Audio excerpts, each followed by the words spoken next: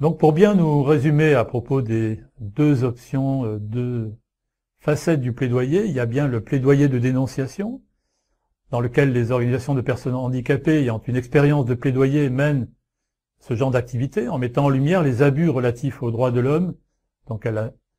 violation des droits de l'homme fondamentaux, la non-fourniture de prestations de services par le gouvernement ou d'autres parties prenantes, par exemple, pas d'éducation pour les jeunes handicapés, inexistence de transport accessible, etc.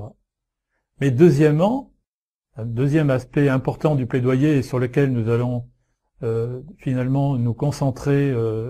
dans les actions que nous allons vous proposer, c'est donc un plaidoyer positif. Il peut être alors plus productif d'imaginer des recommandations pragmatiques et réalistes en faveur du changement pour compléter les messages et les stratégies de plaidoyer. Donc ce plaidoyer positif n'est pas contradictoire avec le plaidoyer de dénonciation,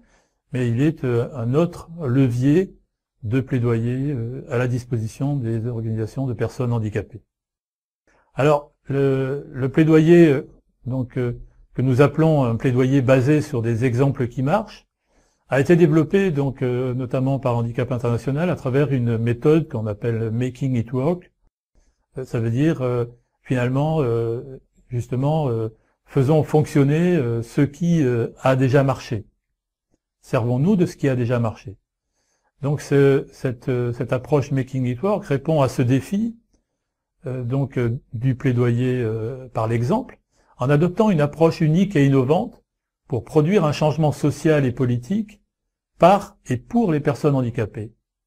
Au lieu de se concentrer sur les violations des droits de l'homme, encore une fois, et sur les dysfonctionnements,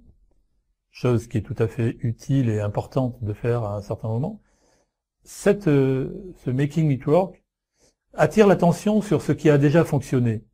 et la façon dont ce changement pourrait être reproduit ou adapté. Ainsi, cette approche Making It Work est une méthodologie développée par Handicap International dans de nombreux pays et nombreux continents, en concertation avec d'autres organisations, y compris des organisations de personnes handicapées et d'autres groupes de la société civile.